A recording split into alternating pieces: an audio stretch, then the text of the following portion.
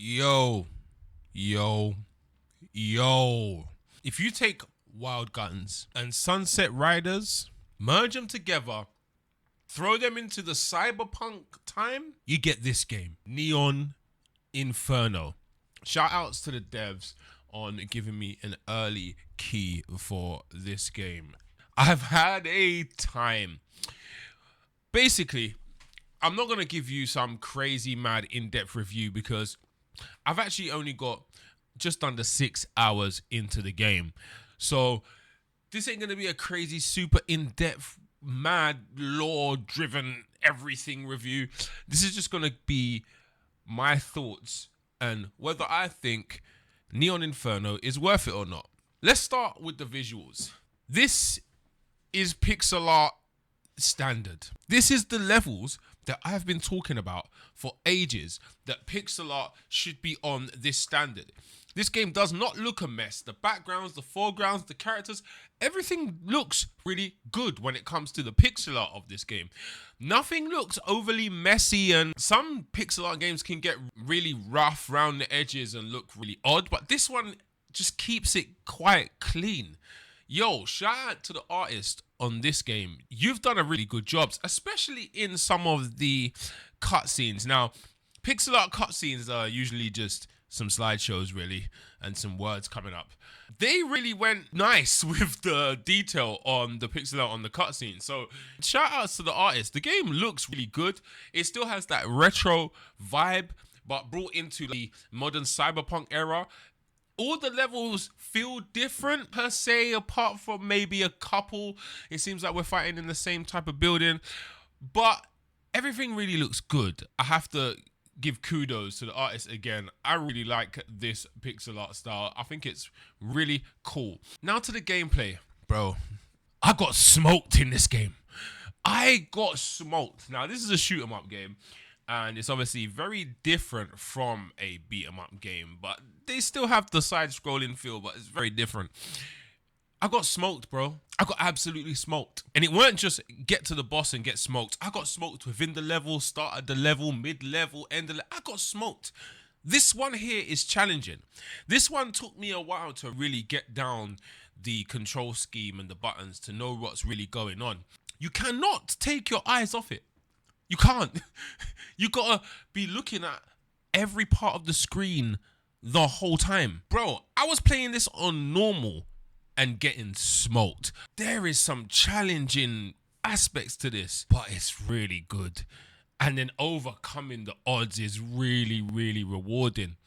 Now, obviously this features side-scrolling shooting, background shooting, and also foreground shooting. I'm going to just mention that part quickly. The shooting towards the camera to me felt really odd. It doesn't happen very often in the game, but it felt really odd. And I'm not going to lie to you, I didn't really like that aspect. But to the side-scrolling shooting and the background shooting, yo, it's absolutely wicked. I was having so much fun being put under these intense situations and making sure my spacing's right, making sure I'm moving in the right direction, dodging in the right direction, preempting what is going to come out to attack me. Now, just speaking on that part, this game is quite clever. You can't shoot outside of the screen and kill an enemy. The enemy has to be on screen for you to actually defeat them, and that is kind of smart. So you can't just memorize the game and memorize where the enemies are and shoot them off screen, because that would be really boring. So that is kind of a cool aspect. Now, this may be a normal aspect of shoot 'em up games. I'm not too sure. I'm not very vast. I'm very privy on the genre, but that's a really cool aspect of this game. The control scheme was one to get used to. Remembering what to do at what time, it definitely threw me through a loop in the first couple hours of the game. Remembering to hold R1 to shoot in the background, remembering to parry certain bullets where you parry them with triangle and you can reflect them back at enemies.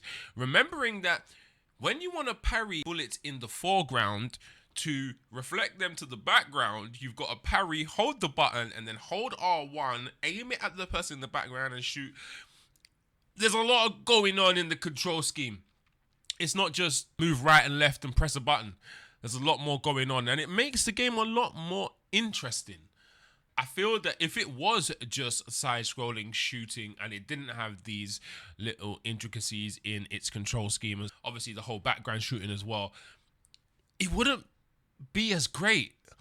I think that really works. At first, I thought the background shooting would be a little bit odd, but it doesn't feel odd at all. It just feels really good within the game. It flows right. I can't lie to you. I had so much fun with this. This, to me, could be a hidden gem. Or maybe not a hidden gem. It could be a smash hit. It comes out tomorrow, so you could play it for yourself if you like what you see. And I really recommend it. Everything feels balanced, even with the challenge of the game. Like I said before, I was getting smoked.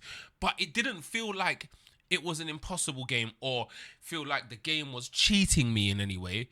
It just felt like I had to get good. I had to learn what was going on. In its basic term, it is basically a learn the pattern game. Learn what's coming. Learn how these enemies and bosses move and then overcome. That is literally it. But it doesn't feel telegraphed or samey every time you die and reload the boss or something. It feels really good. The boss doesn't move in the same pattern, so it can randomly do something else from what it was doing in the last run. Hey, this one surprised me.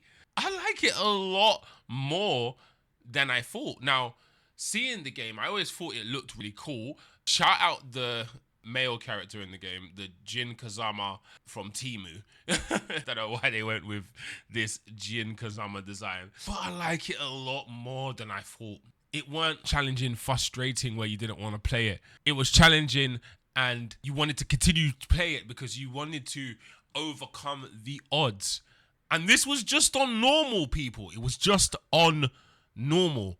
This game is good, man.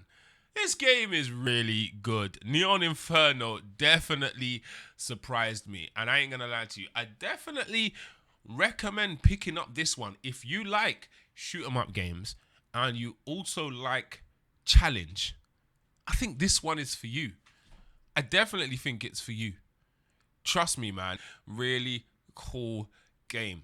Now, I just wanted to give my thoughts on it and just show you what I've been playing. All of the B-roll is my gameplay. So that's me.